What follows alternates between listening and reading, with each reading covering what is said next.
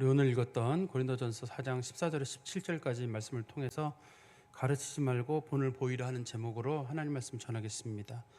우리 오늘이 이제 은퇴식이기도 하고 또 우리가 오늘 문의서를 통해 가지고 새롭게 우리 그 집사님들이나 안수 집사님, 권사님, 또 장로님까지 이렇게 새롭게 저희 교회 재직에 들어오는 일이 있습니다. 두 가지가 동시에 이제 고려가 돼야 될 것 같아서 제가 오늘 말씀을 통해서 그 부분을 조금 좀 설명을 좀 드리도록 하겠습니다. 먼저 이 고린도전서 4장 앞부분에 우리 4장 14절부터 17절까지 그 앞부분에 나와 있는 내용을 좀 설명드리면요. 고린도 교회 성도들 중에 크게 문제가 된 게 두 가지가 있었는데요.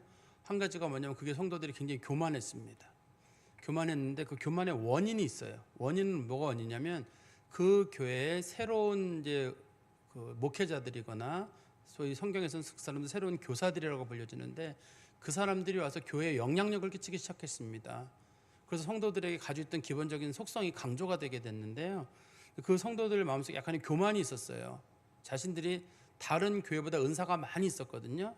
은사가 많이 있다 보니까 은사 없는 사람들을 내려보는 경향이 있게 됐고 심지어는 사도들마저도 내려보는 경향이 있었습니다. 그런 일은 왜 생겼냐면 거짓 교사들이라고 불려지는 그런 사람들이 얘기를 한 거예요. 야, 은사가 있다는 건 다른 사람보다 네가 낫다는 거야. 네가 특별히 기도 많이 하고 특별히 경건하기 때문에 하나님이 준 거지 네가 부족하면 주지 않지. 이런 식으로 자꾸 얘기하는 사람들이 그걸 진짜로 믿어버렸어요. 사도 바울은 지난번 성경에서 말씀드리기를 은사가 경건의 결과가 아니라 은혜의 결과다. 그렇기 때문에 은사라고 하는 건 특별한 사람들에게 오는 게 아니라 하나님께서 필요한 사람들에게 주시는 거고 또 은사는 하나님께서 값없이 주는 것이다. 그러니 절대 은사 받았다고 절대 자랑하지 말고 절대 사람들 내려보지 마라. 이렇게 성경은 얘기를 하고 있어도 이게 잘 안 되나 봐요. 남보다 조금이라도 은사가 있거나 달란트가 있거나 재능이 있으면 사람들이 전부 그걸 자랑거리로 삼아요. 교회도 보세요. 누가 영적인 은사가 있다. 그것도 자랑거리예요. 누가 남보다 공부를 좀 더 잘한다. 그것도 자랑거리예요. 내가 좀 돈이 좀 더 많다. 그것도 자랑거리예요. 하나님은 그게 다 은혜로 주어진 우리에게 주신 분복이라고 얘기를 하는데도 우리는 그래도 내가 열심히 해서 내가 잘하는 거다. 그리고 내가 열심히 했으니까 내가 부를 얻었다는 거다. 이런 식으로 생각을 한다는 거예요. 뒷부분에 그 부분이 또 언급이 돼 있거든요. 또 한 가지는 그 교회 성도들에게 문제점이 소위 거짓 승리주의라는 게 있었어요. 아직까지 우리는 이 세상에 살고 있잖아요. 그런데 그 당시 거짓 교사들이 얘기하기를 너희들은 이미 하나님의 백성이 됐기 때문에 이제 당신들은 심판도 받지 않고 재앙도 받지 않는다. 다 잘 될 거다. 잘못되는 사람들은 어떻게 된 거냐? 가난한 사람도 어떻게 된 거냐? 벌 받아서 그렇다. 그런 식으로 가르치는 사람이 있었어요. 근데 고린도 교인들은 마침 잘 살았어요. 생활이 넉넉하다 보니까 그렇지 못한 사람들을 내려보게 됐는데 대표적으로 내려본 사람이 누구냐면 바울과 아볼로 같은 사람들이에요. 생각해보니까 목사님이 참 못 살아요. 목사님이 사도 바울은 그 교회 떠난 목사님이잖아요. 새로 오신 목사님은 너무 잘 살아요. 근데 옛날 목사님 못 살아요. 그래서 이제 성도들이 고민하는데 이게 왜 그러냐 했더니 그 새로운 목회자들이 얘기를 하기를 이게 원래 하나님이 복을 주면 목회자가 잘 살아야 되는데 제대로 못 사는 건 그 사람들이 그 하나님 앞에 신앙생활을 못해서 그렇다. 또 목회자가 병이 있으면 사도 바울은 몸에 병이 있었잖아요. 병이 있으면 그 하나님께 벌 받아서 그런다. 우리는 하나님 앞에 복을 받아서 후에 온 목회자들이 뒤에 보면 나오고 주로 귀족 출신들이에요. 귀족 출신들이거나 부유한 사람들이었거든요. 근데 그런 사람들이 자꾸 사람들에게 얘기를 한 거예요. 성도들이 영향을 받았어요. 아, 부유한 목회자는 복 받은 사람, 가난한 목회자는 벌 받은 사람, 건강한 목회자는 복 받은 사람, 건강이 없는 목회자는 벌 받은 사람. 그래서 사도 바울과 그다음에 아볼로나 이런 사람들을 엄청 내려보고 그런 사람들에 대한 부정적인 생각까지 많이 가지고 있었거든요. 사도 바울은 얘기하기를 당신들 아직까지 천국 들어간 거 아니다. 왜 마치 천국 들어간 사람인 것처럼 마치 하나님 복을 다 누리는 것처럼 당신들은 이 세상에 여전히 살고 있는데 마치 천국의 복을 누리는 것처럼 쉽게 말을 하느냐. 그리고 우리 사도들을 보라는 거예요. 정말 하나님 앞에 복받은 사도들 다 가난하지 않느냐. 하나님 앞에 복받은 성도들 다 그렇게 하나님께서 마치 구경거리 만들듯이 다 비참하지 않느냐. 그러니 가난하다거나 병이 들었다거나 삶이 어렵다는 것이 그 교역자나 그 성도가 삶을 잘못 살았다는 게 아니라 어쩌면 당신보다 더 하나님 앞에 복을 더 받았다는 뜻일 수도 있다. 그러니 제발 교만한 마음을 버리라. 그렇게 사도 바울이 이제 지난번까지 성도들에게 얘기를 한 거였거든요. 그런데 이게 왜 당시 사람들에게 영향력을 끼치게 됐냐면 새로운 목회자들이나 새로운 거짓 교사들이 들어왔는데 그 사람들이 신분이 너무 높아요. 그리고 생활이 넉넉하고 자신들이 그동안 알고 있던 사도 바울이나 아볼로나 실라 같은 사람들은 생활도 넉넉하지도 못하고 또 맨날 맞아가지고 이상하고 또 눈이 잘 안 보이는지 어떤 사도 바울은 눈이 나빠가지고 눈 찌긋찌긋하고 설교는 설교대로 못하고 누가 말하기를 설교 못하는 건 목회자도 아니다 이런 식으로 이제 얘기를 하는 거나 같아요. 당시에 그 거짓 교사들이 뒤에 보면 나옵니다. 사도 바울은 이 고린도 전서를 특별히 고린도 교회 성도들에게만 쓰는 게 아니라 고린도 교인들에게 쓸 때는 수위를 낮춰서 얘기를 하고 고린도 교회에 섞여 있는 나쁜 사람들이 있어요. 그 사람들이 주로 이제 목회자들이거든요. 후에 들어온 목회자들인데 그 사람들에 대해서는 아주 엄격하게 얘기를 해요. 그 사람들 잘못된 거에 대한 생각을. 그래서 그 사람들의 잘못된 영향을 통해 가지고 교인들이 영향을 받은 거예요. 그 교회 내에. 오늘 본문에 보시면 이제 그런 부류가 나오는데 사도 바울이 그 사람들에게 뭐라고 말하냐면요. 우리 성경 우리 한번 볼까요? 14절부터 보시면 내가 너희를 부끄럽게 하려고 이것을 쓰는 것이 아니라 오직 너희를 내 사랑하는 자녀같이 권하려 하는 것이라. 사실 사도 바울이 이 사람들에게 심한 거짓 승리주의라든지 교만이라든지 이걸 사실 성도들에게 얘기할 마음은 별로 없어요. 왜냐하면 성도들이 영향을 받은 거거든요. 영향을 받은 거기 때문에 이 사람들을 부끄럽게 하고 창피하게 하고 그런 마음으로 이걸 쓴 건 아닙니다. 단지 그 중에서 문제가 되는 사람들, 그 사람들의 문제를 제기하려고 하는 게 첫 번째 문제고, 두 번째는 그들이 사도 바울을 신뢰하지 못하는 걸 문제 삼은 거예요. 다시 한번 성경 말씀 보세요. 15절에 보시면 그리스도 안에서 일만 스승이 있으되 아버지는 많지 아니하니 그리스도 예수 안에서 내가 복음으로서 너희를 낳았습니다. 무슨 뜻이냐면 지금 자기가 사도 바울이 고린도를 떠난 다음에 고린도 교회는 다 사도 바울이 세운 거예요. 원래 세웠는데 새로운 목회자들이나 새로운 교역자들이 교회에 많이 왔단 말이에요. 이제요. 그 사람들을 성경에서 일만 스승이라고 불러요. 그러나 스승은 많대 아비는 많지 않다는 말은 자기는 아비예요. 아비란 말은 무슨 말이냐면 자기가 이 교회를 세웠고 고린도 교인들이 처음 예수를 믿도록 그 역할을 한 사람이 사도 바울이에요. 당시의 사람들은 이렇게 개종을 하거나 했을 때 자신을 개종하게 만들거나 처음 교회를 나오게 한 사람들을 아버지라고 부르는 일이 있었거든요. 사도 바울이 당신들 한번 잘 생각해 보라는 거예요. 당신들이 처음 예수 믿게 만든 사람이 누구냐? 당신들을 처음 그리스도 안에서 태어나게 만든 사람들이 누구냐? 당신들을 개종하게 만든 사람들이 누구냐? 당신들 앞에 헌신의 모습을 보이고 정말 힘쓰게 했던 사람이 누구냐는 거예요. 내가 아니냐는 거예요. 근데 어떻게 아버지는 버리고 남의 아버지를 따라가느냐? 여기서 스승이라고 말은 스승이라고 말하지만 실제로는 후견인이라고 부르는데요. 그 아이들이 자랄 때까지 종이면서도 아버지를 그 아들을 자랄 때까지 도와주는 역할을 하는 사람들이거든요. 그런 사람들이 본문에 스승이라고 불렀는데 어떤 성경책에서는 이거를 스승을 영어의 그 개인 교사 튜터라고 이제 번역하는 경우도 있어요. 근데 여기서는 그렇게 개인 교사나 스승이라는 말로라기보다는 그냥 너희들을 도와주는 역할, 성인이 될 수 있도록 성장하도록 하는 거예요. 그러나 이 사람을 낳은 사람은 누구냐면 사도 바울이 볼 때는 자기가 낳은 거예요. 왜냐면 교회 세운 거 자기잖아요. 우리로 말하면 원로 목사님이 교회를 세웠단 말이에요. 그럼 원로 목사님이 영적인 차원에서는 아버지의 역할 자체가 아버지 역할이면 처음 예수 믿게 만들고 특히 이제 개종하게 만든 거. 그런데 나중에 후에 온 제가 만약에 성도들에게 신앙적인 얘기를 잘못 가르쳐가지고 사람들을 다 뒤집어 버린다 그러면 그게 문제가 될 거 아니에요. 처음에 교회를 세운 사람에 대한 어떤 배려도 있고 인정하는 마음도 있어야 되는데 지금 새로 오신 분들이 옛날 신앙에 대해 다 뒤집어 버리는 거예요. 지금 특히 사도 바울이 생활이 어렵고 병들어 있다 보니까 그걸 가지고 자꾸 문제를 제기하면서 사도 바울 병들었지, 병든 건 가짜야, 사도 바울 가난하지, 가난한 건 가짜야, 목회자는 부유해야 돼, 목회자는 이래야 돼, 이런 식으로 얘기하니까 사도 바울이 누구 말을 믿냐는 거예요. 아버지 말을 믿느냐, 너희들 도와주려고 내가 보낸 그 후견인들의 말을 믿느냐, 도대체 누구를 믿느냐는 거예요. 사도 바울이 이런 얘기를 하는 이유는 그 사람들의 생각이 자기가 분명히 자기랑 같이 있을 때는 예수 믿고 천국 가고 은혜로 구원받고 사람들 얕잡아 보고 그러지 않았고 고난받는 사람들을 존중하고 그랬거든요. 근데 언제부터인가 성도들의 생각이 확 뒤집어져 가지고 이런 남을 얕잡아 보는 생긴 거예요. 근데 그럼 새로운 목회자들이 어떤 사람들이 아까 제가 처음에 말씀드린 대로 전부 귀족 출신이에요. 전부 부유한 거예요. 그리고 이 사람들이 건강한 사람들인 거예요. 그 사람들이 말하기 이러는 거예요. 우리 보라는 거예요. 자, 하나님 믿으려면 우리같이 귀족이어야 되고, 우리같이 부유해야 되고, 우리같이 건강해야 되는데, 저 바울은 뭐냐? 전 하나님 앞에 제대로 못 살아서 하나님이 저렇게 한 거지. 근데 사람들이 그게 믿음이 가는 거예요. 언제부턴가. 사도 바울은 이 보세요. 아버지 말을 믿어야 되느냐, 남의 말을 믿어야 되느냐. 그 사람들은 당신들 도와주러 온 사람들인데 후견인에 불과하고, 나는 당신들을 낳은 아버지가 아니냐. 왜 아버지 말을 버리고 다른 사람 말을 듣느냐는 거예요. 사도 바울이 그들에게 마음을 일깨우는 거잖아요. 당신들 처음 예수 믿게 만든 게 뭐냐, 누구냐.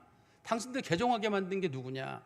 당신들에게 구원의 은혜 준 거, 구원은 오직 은혜로 예수 그리스도의 십자가로 얻는다고 누가 얘기했느냐? 내가 얘기하지 않았느냐? 근데 갑자기 구원은 경건으로 받는다, 구원은 세례로 받는다, 이런 얘기를 꺼내는 사람들의 말에 어떻게 이렇게 쉽게 넘어가냐는 거죠.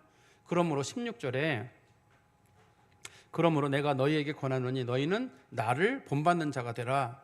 나를 본받는 자가 되라는 말은 거짓 교사들이 말한 것처럼 제발 교만에 빠지지 말고, 제발 거짓된 승리주의에 빠지지 말고 사도 바울처럼 자기를 담는 사람이 되라는 거예요. 근데 사도 바울은 생활이 너무 어려워요. 너무 병들었어요. 사도 바울 나이가 많거든요. 지금 에베소에 있을 때 사도 바울이 나이가 많거든요.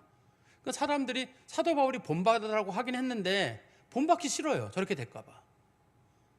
근데 사도 바울은 자기를 본받는 게 진짜 신앙인의 모습이라는 거예요. 예수 믿는 사람들이 하나님의 더 큰 복에 가면 갈수록 고난이 많고, 병약한 사람들이 더 하나님을 잘 믿고, 우리도 이거 정답 알고 있잖아요. 알고 있지만 여러분들의 은근한 마음속에 들어가 보면 왜 부유한 사람이 복 더 많이 받은 것 같죠? 우리도 생각하기를. 뭐 건강한 사람들이 보면은 누가 병들었다 그러면 왜 저 집들은 저렇게 안 될까? 아버지도 아프고 부인도 아프고 애들도 아프고 학교도 안 되고 뭐도 안 되고, 저 집들은 왜 하는 일마다 안 될까? 우리는 남편도 좋고 부인도 좋고 애들도 잘 되고 뭐도 잘 되고, 참 우리는 하나님이 복을 주셔서 감사해. 그러는데 성경은, 사도 바울은 거꾸로 얘기하는 거예요. 여러분, 나를 본받으셔야 돼요. 사도 바울은 지금 마치 만물의 끄트머리에 있는 것처럼 구경꾼이 됐다고 제가 지난 시간에 말씀드렸잖아요. 그 연극이 열리는데 연극의 맨 마지막에는 당시에 로마 사람들이 제일 잔인한 형벌을 만들어 놓고 거기다 놓고 사람들을 조롱거리를 만든 다음에 죽이는 일이 있었는데, 하나님이 나를 조롱거리로 만들고 죽이려고 하는 것처럼 지금 만들었다. 그런데 나도 그것이 가슴 아픈 일이었는데 지나고 나보니 그게 은혜더라. 사도 바울에서 나를 본받으란 말의 뜻은 자기의 고난의 모습, 자기의 가난의 모습, 이거를 비난하거나 부끄러워하지 말고 여러분들도 그 길을 가는 거를 즐거운 마음으로 받아들여라. 그렇게 지금 사도 바울이 얘기를 하는 거예요. 너무 많이 들었던 말씀인데 우리가 이 말씀 배경을 잘 몰라서 그래요. 다시 한번 읽어드리면 15절에 보십시오. 그리스도 예수 안에서 1만 스승이 있으되 너희들을 가르치는 사람이 참 많지만 아버지는 많지 아니하니. 아버지는 사도 바울 하나거든요. 이 교회를 세운 사람은. 그리스도 예수 안에서 내가 복음으로서 너희를 낳았습니다. 나는 당신들을 복음을 전해가지고 예수 믿는 사람을 만들었다. 그러므로 내가 너희에게 권하노니 너희는 나를 본받는 자가 되라. 아들은 아버지 닮아야 되잖아요. 이게 지금 그 얘기잖아요. 아들은 아버지 닮아야 되거든요. 사도 바울이 고난을 복으로 알고 있고 가난을 은혜로 알고 있으니 너희는 나를 본받는 자가 되라고 사도 바울이 그들에게 지금 얘기하고 있는 겁니다. 그런데 요즘 우리 한국 교회에 유사복음이 많아요. 유사복음이 많아가지고 이 거짓 교사들이 가르친 것 같은 그런 것들이 많아요. 또 상업주의도 많아요. 그래서 우리들에게 목회자들이 성도들에게 좋은 얘기를 너무 많이 해줘요. 여러분 잘 될 겁니다. 복 받을 겁니다. 걱정하지 마십시오. 예수 믿다고 돈 벌지 않아요. 여러분 건강할 겁니다. 하나님이 여러분들이 건강을 주십니다. 할렐루야 하십시오. 예수 믿다고 건강 주지 않아요. 자녀가 다 잘 될 겁니다. 예수 믿다고 자녀가 다 잘 되는 거 아니에요. 도리어 여러분 예수 잘 믿다 보면 어려움이 있을 겁니다. 여러분 가난도 있을 겁니다. 자녀 때문에 피눈물 흘리는 날도 있을 겁니다. 잘 믿음으로 이겨내십시오. 이게 원래 복음이란 말이에요. 근데 유사복음이란 뭐냐면 복음 비슷해요. 범사가 잘 될 겁니다. 재정적으로 평안할 겁니다. 건강이 올 겁니다. 뭐가 잘 될 겁니다. 잘 될 겁니다. 근데 우리가 거기 하도 노출이 되다 보니까 복음이 뭔지 알고 있음에도 불구하고 우리 자신들의 생각이 거기에 자꾸 넘어가는 거예요. 아니 그렇지는 않아. 이 가난도 복이지, 고난도 복이지. 말로는 맨날 하지만 갈등을 느끼는 거예요. 아니 분명히 대부분의 목회자들이 소위 이걸 유사복음이라고 그러거든요. 유사복음을 다른 말로는 사입이라고 부릅니다. 사입이라는 말의 뜻이 비슷하다는 뜻이에요. 원래 뜻이요. 뭐 사입이 이단 그러죠. 이단이라는 말이 붙으니까 이상한 거지만 사입이가 비슷하다는 뜻이에요. 복음 비슷한 거예요. 그래가지고 예수 믿으면 잘 됩니다. 못 된다는 말보단 낫죠. 어떠세요? 예수 믿으면 잘 됩니다. 그게 못 된다는 말보다 낫죠. 예수 믿으면 못 됩니다. 이거보다는 듣기가 좋잖아요. 예수 믿으면 여러분 부유해집니다. 듣기가 좋아요. 예수 믿으면 건강해질 겁니다. 너무 듣기가 좋아요. 예수 믿으면 범사가 다 잘 됩니다. 얼마나 듣기가 좋아요. 근데 이게 복음이 아니라는 게 문제죠. 지금 우리가 이런 것에 많이 노출되면서 우리 스스로가 이제는 복음의 가치를 잃어버리고 예수를 닮는 일, 사도들을 닮는 일, 과거에 우리나라 선배들이 갔던 길을 우리가 못 가고 있어요. 제가 지금 고민 중에 하나가 뭐냐면 저는 옛날 목회자보다 많이 배웠어요. 박사도 하나 와서 학교에도 강의도 하고. 그렇지만 옛날 목사님들보다 제가 능력이 없는 것 같아요. 옛날 성도들이 그 강인함과 신앙의 열정과 정말 하나님 앞에 죽음도 두려워하는 모습이 있었는데 지금 우리는 그러지 않은 것 같아요. 이제 책임이잖아요, 저의. 제가 복음을 잘못 전하고 있는 건가? 옛날 성도들은 일제 6.25의 어떤 고난에서도 정말 단단했단 말이에요. 지금 우리는 그렇지 못하잖아요. 이 도대체 누구의 책임이냐? 제가 목회자의 책임이라고 생각이 들어요. 내가 말씀을 잘못 전하거나 내가 본을 잘못 보였기 때문에 이런 일이 생기는가 보다. 이건 내가 정말 똑바로 하지 않으면 우리 교인들이 왜 이렇게 나약해지게 만드는 건가? 이 나약해지게 만드는 것에 대한 책임은 제게 있는 게 아닌가, 그런 생각을 해봅니다. 근데 어쨌든 간에 분명한 건 사도 바울이 나를 본받으라고 하는 거는, 사도 바울은 그게 가난도 고난도 주님을 따라가다 생기는 그런 것들이 그게 영혼을 풍성하게 만들고 영혼을 복주는 방법이니까 사도 바울이 제자들이나 성도들이 그걸 배우길 바라는 거죠. 맨 마지막 17절입니다. 이로 말미암아 내가 주 안에서 내 사랑하고 신실한 아들 디모데를 너희에게 보내었으니 그가 너희로 하여금 그리스도 예수 안에서 나의 행사 곧 내가 각처 각 교회에서 가르치는 것을 생각나게 하리라. 사도 바울이 자기가 교회를 여러 개 세웠단 말이에요. 여러 교회를 세웠는데 당시에 이제 고린도 교회가 문제가 된 거예요. 이렇게 잘난 척하거나 돈에 빠져 있거나 그다음에 거짓 승리주의에 빠져 있는 게 고린도 교회뿐이에요. 그래서 사도 디모데가 가게 되면 디모데가 얘기를 해주는 거예요. 데살로니가 교회 얘기도 해주고 베레아 교회 얘기도 해주고 또 에베소 교회 얘기도 해주면서 다 보라는 거예요. 지금 너희들이 문제다. 고린도 교회 성도들은 우리가 보편적인 교회는 다 그런 줄 알았어요. 근데 디모데는 여러 교회를 다녔잖아요. 지금 사도 바울하고 함께. 사도 바울이 보낸 디모데가 가면 사도 바울이 부탁을 하는 거예요. 내가 디모데를 보내니 제발 그 사람 어리다고 얕잡아 보지 말고, 병들었다고 함부로, 디모데도 병이 있거든요.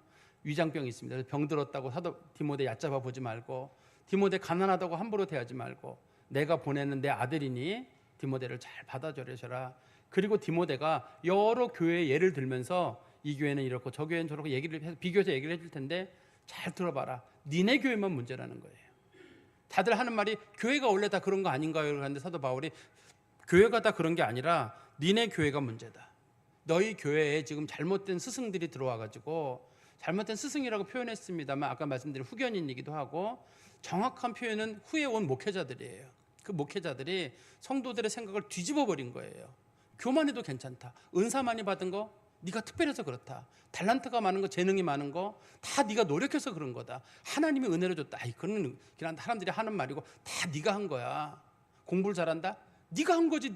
하나님이 무슨 달란트를 줘. 하나님은 1% 줬는지 모르지만 99%는 너의 노력과 너의 땀이고 하나님은 1%야. 이런 식으로 자꾸만 사람들에게 얘기를 하는 순간, 어느 순간에 사람들이 맞아, 내가 열심히 한 거지. 내가 학원 다니고 내가 공부하고 여기까지 내가 간 건데, 하나님의 은혜가 있으니까 그런 게 이해가 되고 받아들여지고 정리가 되지. 어떤 사람은 공부를 열심히 하는데 이게 안 들어오는 사람이 있거든요. 머리에 정리 능력이 없는 사람들이 있어요. 근데 어떤 사람은 정말 한두 시간만 해도 머리에 쏙 들어오는 사람들이 있거든요. 하나님의 은혜잖아요. 어떤 사람은 운동을 아무래도 운동 실력이 안 느는 사람이 있지만, 어떤 사람은 운동을 해도 100m를 몇 초 내에 뛰고 마라톤을 뛰고 이런 사람들이 있잖아요. 공을 잘 던지고 공을 잘 차고 이런 사람들이 있고, 똑같은 그림을 그리는데 어떤 사람은 그냥 사물이 입체적으로 보인다는데 우리는 아무리 봐도 평면으로 보이고, 이 색깔 저 색깔 구분이 안 되는데 누구는 색깔 구분도 잘하고, 그거 하나님이 준 달란트 아니에요? 근데 언제부턴가 사람들이 그거 달란트 아니야, 다 네 노력의 결과고 네 수고야라는 얘기를 듣다 보니까 고린도 교회 성도들은 그게 고린도 교회는 팽배해 있는 거예요. 그리고 무슨 죄를 져도 괜찮아, 우리는 어차피 천국 백성이니까, 천국 백성들은 다 잘 먹고 잘 살고 은혜를 누리는 거고, 그렇지 못한 사람들은 믿음이 없어서 그러는 거야. 이런 식으로, 특히 이제 우리 예를 들어서 로마서 7장 같은 경우도, 로마서 7장에 보면 사도 바울이 오호라 나는 공고한 사람이로다, 이 사망의 몸에서 누가 나를 건져내랴, 이런 표현이 있잖아요. 이것도 유사복음을 전하시는 분들은 뭐라고 가르치냐면 그 사람 예수 믿는 사람 아니라는 거예요. 예수 믿는 사람이 왜 고민하냐는 거예요. 오호라 나는 공고한 사람이라고 고민을 하면 그 사람은 예수 믿는 사람 아니라는 거예요. 이거 루터파에서 지금 가르치고 있는 가르침이거든요. 이게 어떻게 말이 돼요? 예수 믿는 사람도 고민이 있고 예수 믿는 사람도 아픔이 있잖아요. 이제 루터파나 이런 데서 로마서 7장을 가르칠 때는 아픔이 있으면 안 된다는 거예요. 고민이 있으면 안 된다는 거예요. 예수 믿는 사람은 다 복을 누리는 사람이 왜 고민이 있고 왜 괴로워하냐는 거죠. 사도 바울은 얘기하기를, 디모데가 가서 여러 교회 얘기를, 사도 바울이 세운 여러 교회 얘기를 다 해줄 거예요. 들어보고, 아, 우리가 잘못됐구나, 비교하면서 아, 우리가 잘못됐구나, 이거 우리 교회만의 문제구나. 사도 바울이 여러 교회를 세웠는데 여러 교회들은 다 괜찮은데 지금 유독 우리 교회만이 이런 문제가 생긴 거구나 라는 걸, 문제를 깨닫고 좀 교회 성도들에게 교만한 마음이나 잘못된 승리주의, 천국에 이미 내가 간 사람인 것처럼 행동하는 그런 일을 하지 말라는 거예요. 사도 바울이 그럼 이 편지를 왜 썼을까요? 너희는 나를 본받는 자가 되라, 아비는 많지 않다 말을 쓰는 이유는 제발 교회를 세운 목회자들을 신뢰하라는 거예요. 그 교회 목회자들을 신뢰해라. 우리도, 저도 설교를 하고 다른 교회 목사님도 설교를 합니다만, 다른 교회 목사님들이 여러분들의 영혼을 책임지나요? 여러분 책임지나요? 여러분들의 영혼을? 여러분들의 영혼은 어떻든 저나 우리 목사님들이나 교역자들이 책임져야 될 일이에요. 하나님 앞에. 우리 한번 성경 말씀 보시겠어요? 히브리서 13장 17절입니다. 히브리서 13장 17절에 보시면, 너희를 인도하는 자들에게 순종하고, 이 목회자들입니다. 너희를 인도하는 자들에게 순종하고 복종하라. 그들은 너희 영혼을 위하여 경성하기를, 깨어있기를 자신들이 청산할 자인 것 같이 하느니라. 하나님께서 마지막 날 다 회개하시고 계수하셔가지고 복 줄지 안 줄지 걱정하실 거로 생각해가지고 하나님 앞에 두려운 마음으로 있다는 뜻이에요. 그들로 하여금 즐거움으로 이것을 하게 하고 근심으로 하게 하지 말라. 그렇지 않으면 너에게 유익이 없느니라. 목회자들 편안하게 해라. 마음 근심으로 하지 않도록 잘해라. 당신들이 괴롭히지 않아도 목회자들 충분히 힘들고 하나님 앞에 심판받을까 봐 늘 두려움으로 떨고 있으니 제발 함부로 하지 마라. 그런 뜻이란 말이에요. 그러니까 사도 바울이 이 편지를 쓰는 건 뭐냐면, 내가 당신들에게 나쁘게 하겠냐는 거예요. 당신들이 기도하는 것도 내가 당신들 사랑했을 때만 하는 거고, 우리 목회자들도, 저도 이 성도, 하나님 주신 우리 위례 광명교회 성도들의 영혼에 대한 책임이 저한테 있다고 생각해요.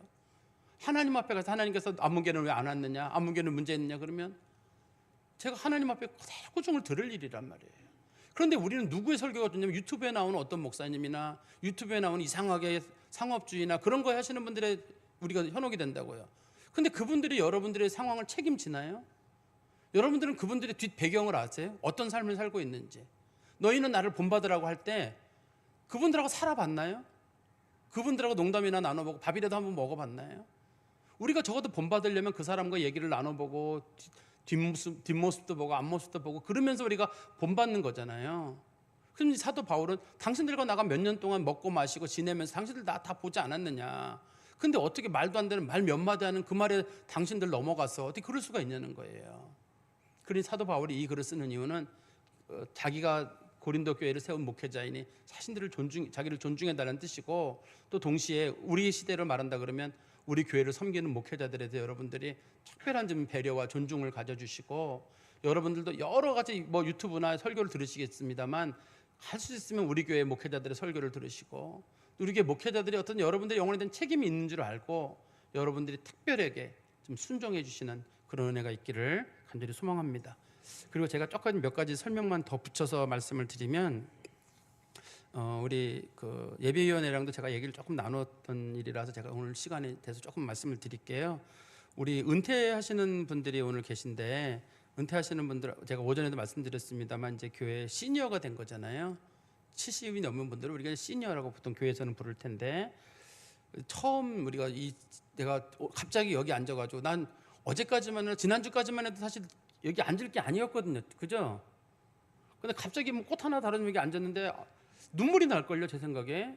그냥 뭐 잘못한 것도 없는데 마치 죄인처럼 앞자리에 앉혀가지고 꽃 하나 꽂아놓고 뭐 있는데 처음 있는 그냥 이상하게 다가오는 감정이에요, 이게. 제가 여기서 이렇게 바라보면서 권사님들이랑 집사님 바라보면서 저 아가씨들이 그렇게 나이가 많지는 않은 아가씨들이 저기 앉아서 갑자기 은퇴를 하게 되네. 마음이 편하지 않겠다. 제가 저 자리에 앉아도 나 마음 편하지 않겠다.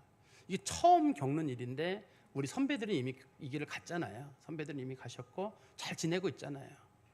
잘 지내고 계시니까 우리도 요 조금 불편한 마음이 처음 가는 길이라 그런데 우리도 금방 요 과정을 지나고 나면 우리도 또 편안하게 남은 신앙생활을 할 수 있으실 것 같아요. 대신에 우리 은퇴하시는 분들 중에 그냥 어떻게 살 것인가, 어떻게 늙을 것인가로 고민하는 분들이 계신데 저는 언젠가 한번 그런 말씀 드렸는데 제 친구 목사님 중에 선교사님이 계세요. 멕시코 선교사님이 계신데 그 선교사님이 자기 카톡 프로필에다가 뭐라고 써놨냐면 늙어 죽지 말고 달아 죽자. 달 타는 말이 아시죠? 왜? 다에다가 리을 히읗 붙여가지고 다 써가지고 하나님이 쓰다가 쓸 수 없을 만큼 됐을 때 그때 죽자. 그런 뜻으로 그걸 써놓은 거더라고요. 우리가 그리스도인들이 하나님 앞에 내가 다 끝까지 쓰임 받다가 가야지. 나 이제 은퇴했으니까 이제 젊은 애들 니네들이 해. 이제는 나는 아무것도 몰라. 니네들이 해. 다 그러지 말고 젊은 사람들은 젊은 사람들대로 일을 하고 또 우리가 제가 몇 번 말씀드렸었는데 교회 우리 시대에 돈이 제일 많은 사람들은 70대, 80대예요. 우리 시대에는. 그래서 과거에는 40대, 50대들이 어른 밥을 사줘야 됐지만 이제는 70대, 80대가 40대, 50대 밥을 사줘야 되는 시대로 시대가 바뀌었어요. 바뀌었기 때문에 옛날하고 다르단 말이에요. 옛날에는 40대, 50대가 7, 80대 밥을 사줬어야 됐어요. 근데 지금은 40, 50대들은 애들 교육시키냐고 여력이 없어요. 아무 여력이 없어요, 애들이. 그냥 뭐 아등바등 살아가고 뭐 아파트 뭐 하고 그러는데 7, 80대는 크게 쓸 일이 없어요. 그러는 7, 80대들이 이제 되시면서 내가 그럼 우리 교사들 또 우리 젊은 친구들 커피도 한 잔 사주고 밥도 한 번 사줘야 되겠다. 물론 여기 보니까 다 부자들이에요. 여기는 다 부자들만 모였네. 어떻든 간에 조금 이렇게 생각을 바꾸셔가지고 내가 그냥 이제는 뒤로 물러난다 이게 아니라 내가 어른이니까 내가 우리 좀 젊은 사람들은 쓸 일도 많으니까 내가 좀 해줘야 되겠다. 그런 마음 자세로 좀 마음을 좀 바꾸시길 바랍니다. 그리고 아까 제가 처음에도 그런 말씀 드렸었는데 우리가 은퇴하시는 분들만 계신 게 아니라 우리 이제 새롭게 재직이 되시는 분도 계시거든요. 오늘 문의서를 통해 가지고 수십 분이 새롭게 서리 집사님이 되시고 안수 집사님, 권사님, 장로님 이런 식으로 저희가 새롭게 이제 임명이 된 분들이 계셨는데요. 저는 그분들에게 원하는 게 신앙의 기본을 지키기를 바래요. 신앙의 기본이라고 하는 건 첫 번째가 주일 성수예요. 주일 성수를 정확하게 정의 내리기는 어려워요. 이거 하지 마라, 저거 하지 마라, 예배 드리고 TV도 보지 말고 뭐도 하지 말고 이렇게 얘기하는 건 아니에요. 돈도 쓰지 말고 뭐도 하지 말고 뭐 저도 주로 그런 삶을 사는 스타일인데 저는 그건 제가 그 일을 한다고 해가지고 여러분들에게 그렇게 하기를 원하진 않아요. 주일 성수를 한다는 건 내 인생의 목표가 항상 주일 성수가 제일 먼저여야 돼요. 계획을 짜거나 여행을 하거나 할 때도 항상 주일 성수는 기본이어야 돼요. 이걸 중심으로 계획을 짜는 거예요. 모든 계획을 짜는 거예요. 그리고 주일 성수를 제일 잘하는 사람은 예배를 기본적으로 드리고 난 다음에 내가 나머지 삶을 어떻게 오늘 하루를 보내는 걸 하나님이 기뻐하실까?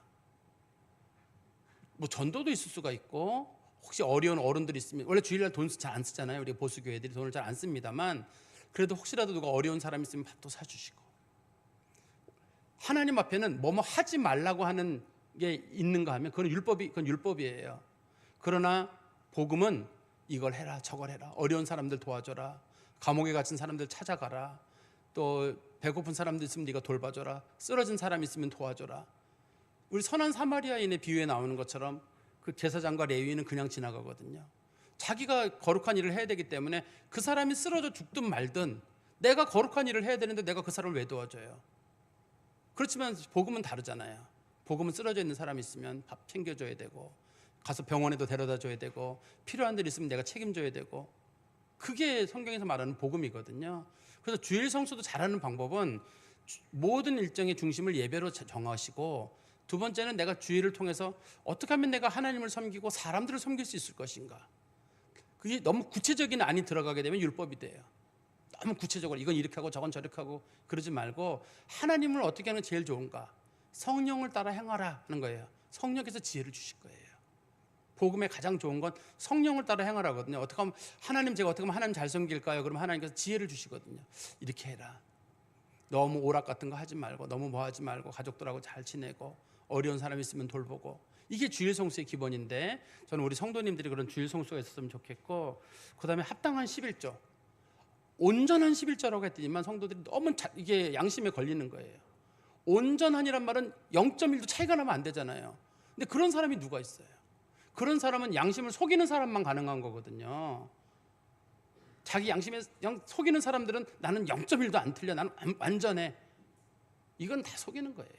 온전하게 하는 사람 없어요. 돈만 가지고 하는 게 아니잖아요. 11조라는 건 시간도 들어있고 내 정성도 들어있고 다 인생이 들어있는 거기 때문에 온전한 게 어떻게 돼요.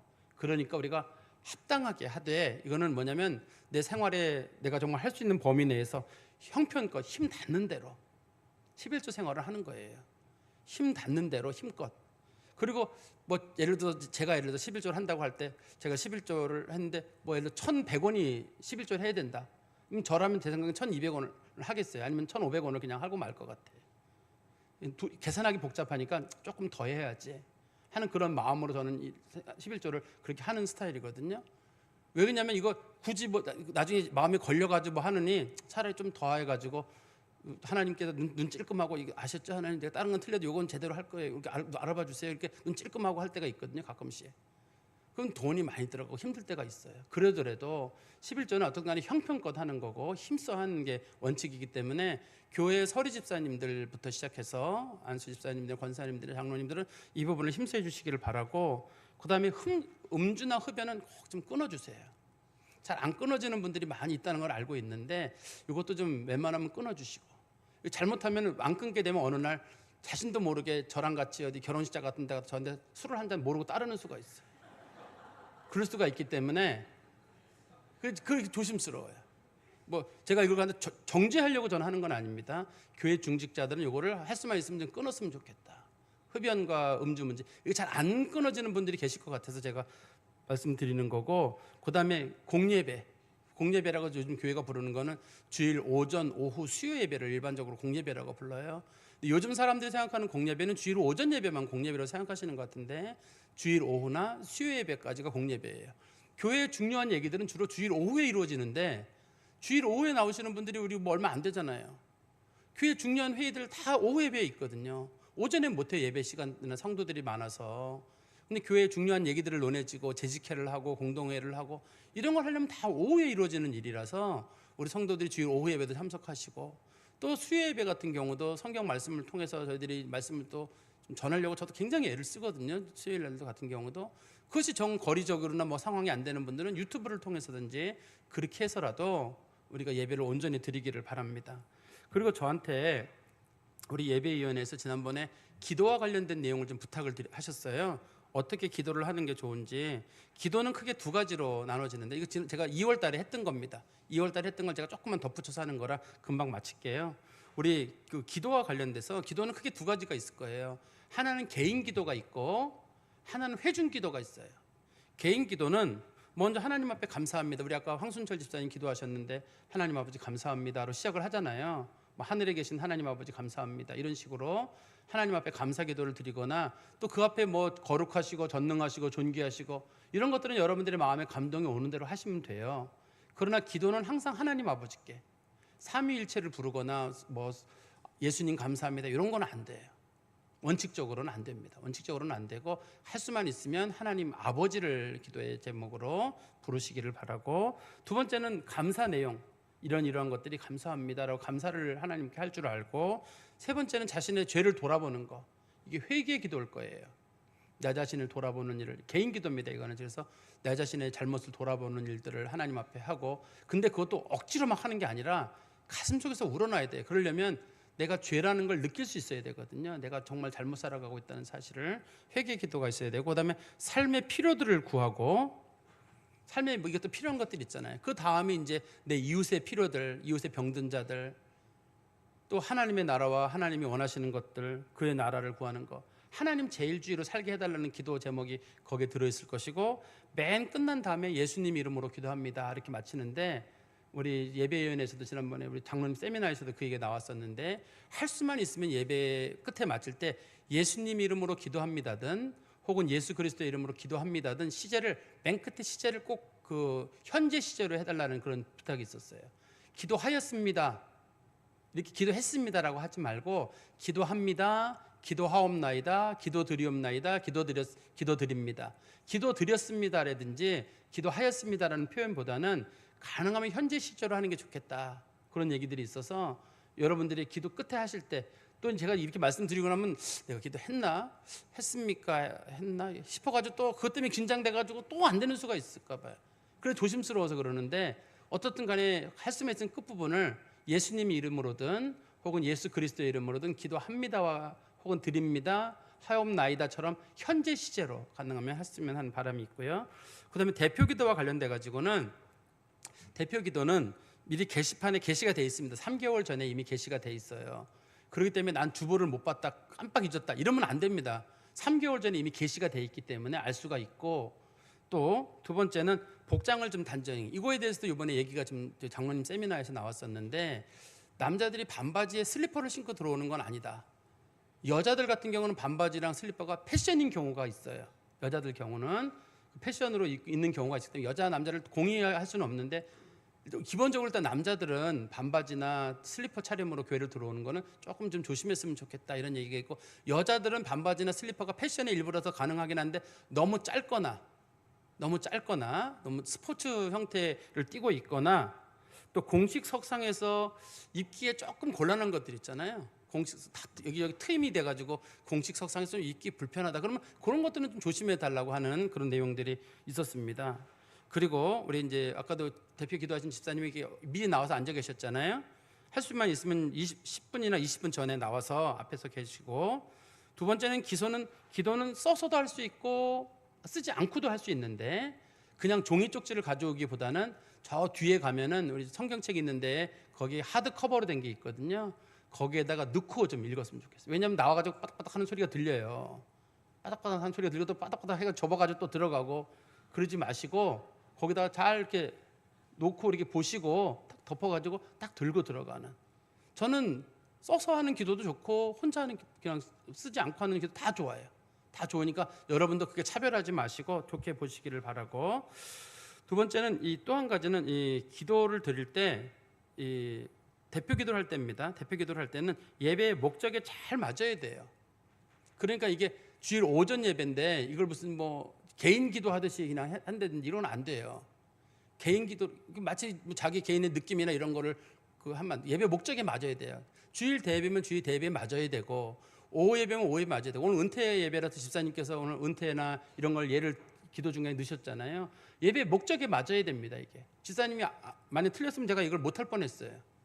근데 마침 황 집사님이 이걸 넣기 때문에 제가 좀 제대로 말씀을 드리는데, 예배 목적이 야유 예배를 갔는데 마치 장례 예배하듯이, 또 어떤 분은 장례식 간 하나님 감사합니다 이렇게 해가지고, 어떻든 감사는 하나님 받으신 거 감사하는데 하나님 감사합니다 그러면 가족들이 마음이 편하지 않을 텐데. 그러니까 장례는 장례가 있고 장례 대표 기도가 있고 야유 예배 감사 기도가 있잖아요. 그런 것처럼 이렇게 기도할 때는 그 형식이나 그 예배 그 목적에 취지에 잘 맞기를 바라고요. 그 다음에 진실한 마음하고 솔직한 마음으로, 억지로 막 좋은 말 미사여구 막 쓰지 말고 진실하고 솔직해야 되고, 그 다음에 시간은 할 수만 있으면 5분을 넘지 않도록. 5분 넘지 않는다는 게 굉장히 어렵습니다. 우리가 열에 5은 5분을 넘게 됩니다. 이게 5분을 넘게 되기 때문에 나는 안 넘은 것 같아서 안 넘은 것 같은 그 사람이 넘는 수가 있어요. 그래서 할 수만 있으면 뭐 집에서 한번 맞춰보시고 해보셔서 할 수만 있으면 5분 내로 짧게 한다는 식으로 해야 되고, 그 다음에 정치적이거나 시사적인 얘기들은 할 수만 있으면 발언을 좀 조심해서, 정치적이나 시사적인 얘기들은 할 수만 있으면 조심해서 하시고, 가능하면 교회, 예배, 하나님의 영광 그런 것들을 찬양하시고, 그 다음에 일반적인 기도와 똑같은 부분도 있죠. 우리 아까 제가 말씀드린 똑같은 기도들, 뭐 감사 기도도 있고 회개의 기도도 있을 수가 있고, 또 하나님의 나라와 그의 의를 구하는 거, 특히 대표 기도를 할 때는 하나님의 나라와 의를 구하는 게 있어야 되거든요. 선교 문제라든지 교회 운영에 관련된 거라든지 목회자들을 위한 기도라든지, 우리 아까 집사님께서도 목회자를 위한 기도를 하시잖아요. 목회자를 위한 기도도 꼭 들어있어야 돼요. 예배 기도에는 목회자를 너무 높여서가 아니라 제발 설교 딴 데 가지 말고 제대로 하게 해달라고 해서 그런 것도 좀 들어있었으면 좋겠고, 그 다음에 두 가지만 남았는데요. 하나는 이제 그 교회에 어떤 사람들, 수고한 사람들에 대한 기도를 할 때는 두루뭉실하게 해주세요, 제발. 뭐 예를 들어 무슨 뭐 주차하시는 분들, 주방하시는 분들 누구 일일이 부르면 너무 길어요. 그리고 빠진 사람들이 시험 들어요. 생각해 보세요. 주방으로 봉사하시는 분들, 뭐 꽃꽂이로 주방하시는 분들, 그럼 우리 주차는 뭔데? 우리 교사는 뭔데? 구역장들은 뭔데? 이렇게 되기 때문에 여러 모양으로 하나님께 봉사하는 자들, 이렇게 하면은 서로 좋잖아요. 말도 몇 마디 안 되고. 그러니까 포괄적이며 두루뭉실하게 기도를 해주시기를 바라고, 역시 마찬가지로 대표 기도도 현재형으로 예수님 이름으로 기도합니다, 예수 그리스도 이름으로 기도합니다, 기도 드립니다, 기도하옵나이다, 기도 드리옵나이다, 이런 식으로 잘 마무리를 해주시기를 바랍니다. 기도하겠습니다. 하나님 아버지, 주님 은혜 감사합니다. 저희 교회 성도들은 누군가에게 가르치는 위치에 서기보다는 늘 본을 보이는 자들이 되게 하시고, 잘못된 복음에 저희들이 현혹되지 않게 하시고 바른 복음 안에 서도록 저희를 붙잡아 주시옵소서. 우리 은퇴하시는 분들 하나님께서 위로하시고, 정말 평생 하나님 섬겼사오니 하나님께서 복의 복을 내려 주시며, 우리 새롭게 문의서를 쓰고 우리 새로운 재직에 들어온 분들도 우리 선배들의 신앙을 잘 본받아서 우리도 끝까지 하나님 잘 섬기다가 주 앞에 칭찬받는 성도들 되게 하여 주시옵소서. 예수 그리스도의 이름으로 기도하옵나이다. 아멘.